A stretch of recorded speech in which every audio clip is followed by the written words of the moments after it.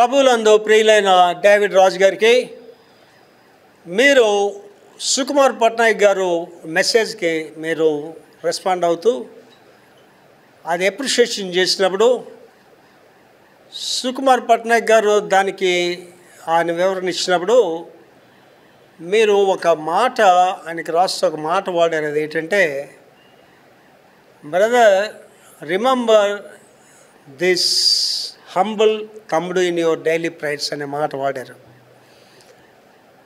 నేను వెంటనే రాశాను మీకు, నేను దీని మీద ఒక వీడియో చేసి పెడతాను సార్ అని. ఈ గుడ్ ఫ్రైడే ఈస్టర్ సందర్భంగా చేయడం అవ్వలేదు. మీరు వాడిన మాట హంబుల్ తమ్ముడు అనే మాట నన్ను చాలా హత్తుకుంది బ్రదర్. దీని మీద గ్యారంటీగా కొన్ని విషయాలు మీకు చెప్పాలి. అలాగే మన 70s రివైవల్ టీమ్ కూడా కొన్ని విషయాలు చెప్పాలని ఆలోచన చేశాను. నెంబర్ 1 ఏంటంటే బ్రదర్, మిమ్మల్ని దేవుడు బాగా దీవించాడు brother. You are already blessed. Ministry పరంగా, ఆర్థిక పరంగా అన్ని విషయాల్లో దేవుడు మిమ్మల్ని దీవించాడు. ఆవేళ 70s రివైవల్ టైంలో మిమ్మల్ని అప్పుడప్పుడు చూడడం తప్ప మీతో నాకు క్లోజ్ మూమెంట్ లేదు. కానీ పిఠాపురం మేము వచ్చేటప్పుడు పిఠాపురం మీటింగ్ ఎలా జరుగుతుంది ఏమిటి అన్ని ప్రశ్నలే నాకు. కారణం ఏంటంటే, నా మినిస్ట్రీలో నాకు ఇంతవరకు ఫెయిల్యూర్స్ అనేవి ఉండవు, సక్సెస్ అనేదే ఉంటుంది. ఆ పిఠాపురం మీటింగ్ ఎలా జరుగుతుంది అనే ఒక ఆలోచనతో నేను అక్కడికి వచ్చాను. కానీ అవాళ మిమ్మల్ని చూసినప్పుడు, మీరు చేసిన అరేంజ్మెంట్స్ చూసినప్పుడు, మీలో ఉన్న హంబుల్నెస్ చూసినప్పుడు నేను చాలా ఆనందించాను సార్. డేవిడ్ రాజు గారు, చాలా ఆనందించాను. ఇంత ఉన్నతుడా డేవిడ్ రాజు అని.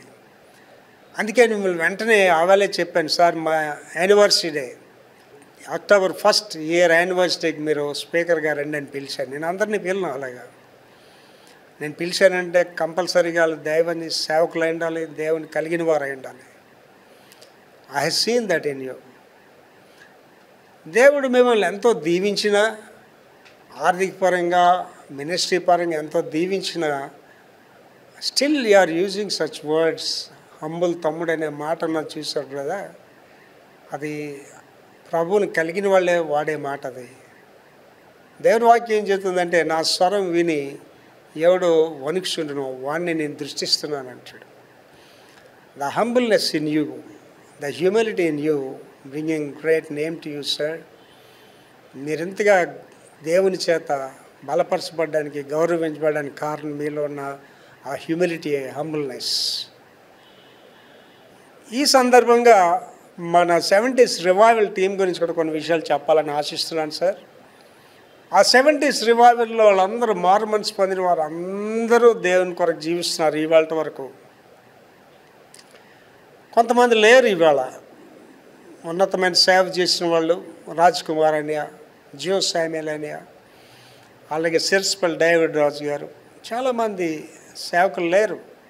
విద్యాసాగర్ అనియా, వీళ్ళందరూ లేరు ఇవాళ. అలాగే రాజ్ కుమార్ తండ్రి గారు, మూర్తి గారు, ఆయన మాకు ఎంతో సహకరించేవారు. యేసుదేని మీటింగ్లో నాకైతే ఎంతో హెల్ప్ చేశారు ఆయన. అని వీళ్ళందరూ ఇవాళ లేరు మనతో. మొన్న రతన్ కుమార్ గారు రాసిన ఆ కవితలో మాట చెప్పాడు, ఇవాళకి చాలామంది లేరు, వచ్చే సంవత్సరం ఎంతమంది ఉంటారో అనే మాట వాడాడు ఆయన.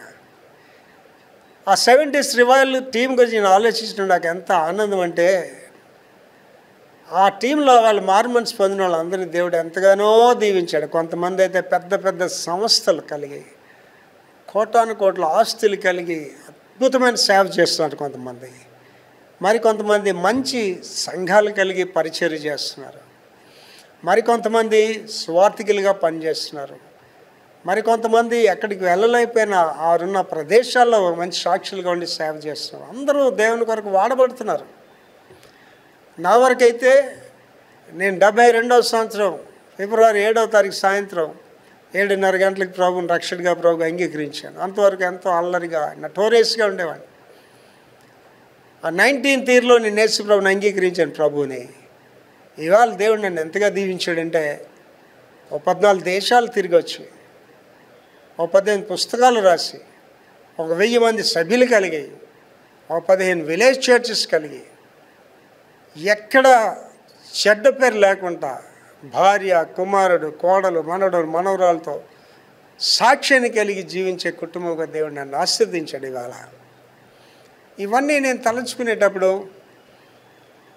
దేవునికి మొట్టమొదటిగా కృతజ్ఞతలు తెలియజేస్తూ కృపన్న, అలాగే సుకుమార్ అన్న, విజయ్ కుమార్ అన్న, వీళ్ళందరినీ జ్ఞాపకం చేసుకుంటానండి. జగ్గన్న, వీళ్ళందరినీ జ్ఞాపకం చేసుకుంటాను. ఆల్బర్ట్ అన్నయ్య అయితే నేను కాలేజీలో చదువుతుండేనప్పుడు రైబన్ గ్లాసెస్ ఆ యొక్క కోవాటిని తెచ్చి నన్ను వాడుకోమని ఇచ్చాడు చాలా కాలం. సుకుమార్ పట్నాయక్ ఆయన అలా ప్రేమించాడు మమ్మల్ని. అలాగే జోస్ శామ్యూల్ అన్న, మేము బీవుడిపట్నం వెళ్ళేటప్పుడు మాకు అందరికీ భోజనాలు పెట్టి ఎంతగానో మమ్మల్ని ప్రేమించేవాడు. ఇవాళ నాకు ఈ 70s రివైవల్ టీం మీద ఎంత ప్రేమ, దానికి ఎంత టైము, ఇంత డబ్బు వెచ్చించిన కారణం ఏంటంటే ఇవాళ నేను, నా తమ్ముడు ఎఫ్రాయిం, మేము యవనస్తులు స్టూడెంట్స్, మా దగ్గర డబ్బులు ఉండేవి కాదు. అంతా మీరే మాకు అన్ని ఖర్చు పెట్టి చేసేవారు. అందుకే నేను ఈ 70s రివైవల్ టీంకి ఎంత చేసినా నేను కృతజ్ఞుడననే భావన నాకు ఉంటుంది. ఆ సందర్భంలో ఒకరోజు నేను, కృపారావు అన్న, ఎఫ్రాయిం మేము బ్రేక్ఫాస్ట్కి వెళ్ళినప్పుడు ఎఫ్రాయిం తమ్ముడు సడన్గా జ్ఞాపకం చేసి, అన్నయ్య 50 సంవత్సరాలు అయిపోయింది కదా, వీళ్ళందరూ ఒకసారి కలిస్తే ఎలాగుంటుంది అని చెప్పాడు. నేను అన్నా, అరే తమ్ముడు నువ్వు అందరినీ పిలువు, నేను ఏర్పాట్లు అయితే చూస్తాను రా అని చెప్పాను. నిజంగా తమ్ముడు ఎఫ్రాయిం చాలా కష్టపడ్డాడు. అందరినీ కాంటాక్ట్ చేయడంలోనండి, ఆ 70s రివైవల్ చరిత్ర తయారు చేయడంలోనండి చాలా ఎఫర్ట్స్ పెట్టాడు తమ్ముడు. అలాగే మెమెంటోస్ అనేది తమ్ముడే తయారు చేశాడు. ఆ సావినర్ బుక్ కూడా తమ్ముడే తయారు చేశాడు. He did great job. మరి కృపణ అంటే అల్టిమేట్, అన్నిని బట్టి మనం ఇవన్నీ చేస్తున్నాం. మరి అవేళ వైఎంసీలో మీటింగ్ జరిగినప్పుడు నేను ఎంత ఆనందించానంటే, మీరు అందరూ వచ్చి సాక్ష్యాలు చెప్తుంటే మురిసిపోయానండి. ఒక చిన్న పరలోకంలాగా వాళ్ళు ఫీల్ అయ్యాను. ఆ తర్వాత కాల్వరీ బాప్టిస్ట్ చర్చ్లో కలిసాం. I felt very happy. మా డేవిడ్ రాజు గారి దగ్గర కలిసాం. I felt very happy. ఈ కలయిక ఏంటంటే, వచ్చే సంవత్సరం ఎంతమంది ఉంటామో తెలియదు. ఈ కలయిక ఏంటంటే, ఒకసారి మన సేవలు ఎక్కడున్నాం, ఇంకా ఎంత ముందుకు వెళ్ళాలి, మన పిల్లలకి ఎలాగ ముందుకు నడిపించాలి, వాళ్ళకి ఎలాగ మార్గదర్శకులుగా మనం ఉండాలనే తప్ప, దీంట్లో ఎవరో కృపన్నకో, నాకో, ఎఫ్రాయిమ్కో, లేదా ఎవరికో ఘనతలు రావాలని చేసేది మాత్రం ఇది కాదు. It is just a fellowship to meet each other and share our experiences and come to know where we are. నేను 18 పుస్తకాలు రాశాను. అందులో ఒక పుస్తకం ఏంటంటే, how can we have the better life అనే బుక్లో ఒక అంశం రాసింది ఏంటంటే, నీ పాత స్నేహితుల్ని, నీ పాత బంధువుల్ని, నీ పాత సన్నిహితులని కలిస్తే నువ్వు అభివృద్ధి చెందేవా, కిందకి వెళ్ళిపోయావా, బాగుపడ్డావా, పాడైపోయినది నీకు స్పష్టంగా అర్థమవుతుంది అని చెప్పి. ఈ కలయికలు మనం ప్రతి సంవత్సరం కూడుకోవడానికి మెయిన్ ఆశయం అదే. మనం ఎక్కడున్నా ఆధ్యాత్మికంగా ఇంకా ఏంటి నేర్చుకోవాలి, ఇంకేం చేయాలి, మన బిడ్డలు ఎలా నడిపించాలి నేర్చుకోవడానికే తప్ప, దాంట్లో మనకి ఏది కూడా ఎవరికి వ్యక్తిగత ఘనతలు వచ్చే మీటింగ్ మాత్రం అది కాదు. దేవుడి చిత్తం అయితే వచ్చే సంవత్సరం మళ్ళీ మనం కలుసుకుందాం. ఇంతవరకు రాని అన్నదమ్ములు అందరూ కూడా రావాలనేది నా ఆశ. మరి ఈ మధ్యకాలంలో యేసుపాద అన్నితో నేను రెగ్యులర్గా మాట్లాడుతున్నా. అన్ని అమెరికా దేశంలో, కెనడాలో ఉన్న నాతో మాట్లాడుతుంటారు. అన్నీని కూడా ఈసారి తప్పకుండా రాని అని పిలిచాను. అందరూ రావాలండి. నెక్స్ట్ మీటింగ్లో అందరూ కూడుకొని, ఇంకా ఎంతవరకు ఎవరో టెస్ట్ మెనీస్ చెప్పలేదో మీ టెస్ట్ మెనీస్ కూడా ఇచ్చినట్లయితే, ఇవాళకి ఆల్రెడీ మనకి 50 వీడియోలు ఉన్నాయి. దానికి ఒక ప్లేలిస్ట్ అరేంజ్ చేసాం. మీ టెస్ట్ మెనీస్ ఎంత అమూల్యమైన విలువైనవి అంటే, అవి ఇక భూమి అంతం వరకు ప్రపంచంలో ప్రజలతో మాట్లాడతాయి. మరి శ్యామ్ సుందర్ గారు కూడా త్వరలో పంపిస్తానని చెప్పారు. మరి శ్యామ్ సుందర్ అంటే నాకు చాలా ఇష్టం అండి. ఫైర్ అండ్ ఫ్రాంక్గా మాట్లాడే బ్రదర్ శ్యామ్ సుందర్. అది ఆయన తండ్రిలో చూశాను, ఆయన అన్నదమ్ముల్లో కూడా నేను చూశాను. మరి త్వరలో శ్యామ్ సుందర్ కూడా పంపిస్తాడా సాక్షి, అది కూడా పెడతాం. ఇంకా కొంతమంది ఇవ్వాల్సిన వాళ్ళు ఉన్నారు. ఇమానియల్, రమ్యరాజు, రాజశేఖర్ తన సాక్ష్యం చెప్పలేదు, తన భార్య చెప్పింది కనుక రాజశేఖర్ గారు కూడా పంపించినట్లయితే ఈ సాక్ష్యాలన్నీ కూడా అందులో పొందుపరుస్తాం.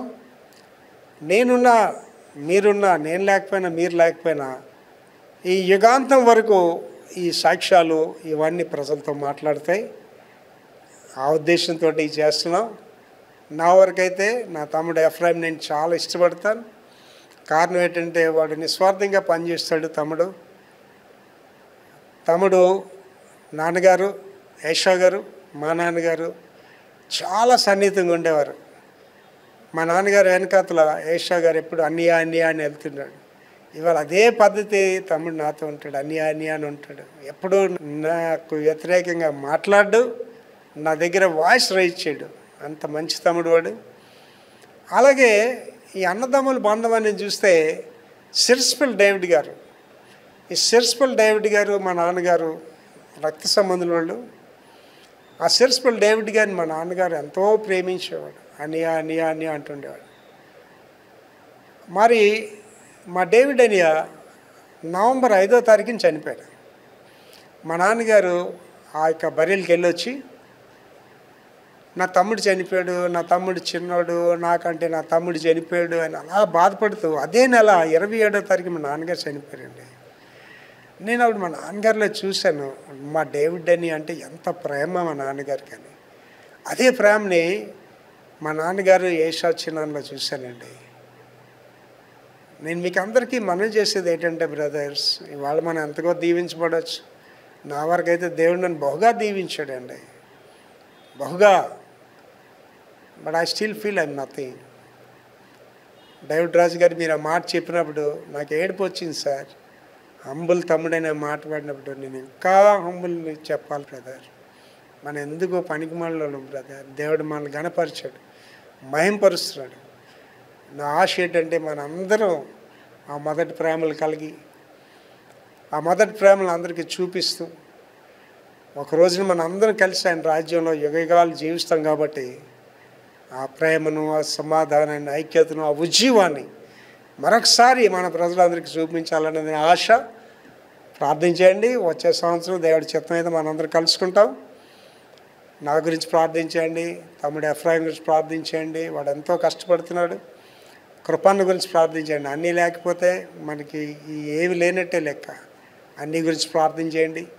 సుకుమార్ పట్నాయక్ గురించి ప్రార్థించేయండి. ఇవాళ మరి నాకు ఎంతో కాలం పరిచయం అయినప్పటికీ ఎంత సన్నిహితం లేదు. రత్న కుమార్ గారిని దేవుడు నాకు ఇచ్చాడు. ఆయన కూడా ఎంతో యాక్టివ్గా పనిచేస్తున్నాడు. ఆయన గురించి ప్రార్థించేయండి. కనుక ఈ వీడియో పక్షంగా మీ అందరికీ మనవి చేస్తున్నాను. డేవిడ్ రాజు గారు అవనండి, దేవప్రసాద్, మీరందరికీ మనవి చేస్తున్నాం. మనందరం కూడా వచ్చే సంవత్సరం కలుసుకొని దేవుని మహింపరుస్తూ మరొకసారి ఆ 70s రివాల్వ్ జ్ఞాపకం చేసుకుంటూ ఈ టార్చ్ని మన బిడ్డలకి అప్పగిద్దాం. మన కార్యాలను బట్టి, మన ఉద్యోగాన్ని బట్టి దేవుడు మహింపరచబడేలాగున మనందరం ముందుకు సాగుదాం. May God bless you all. I love you all.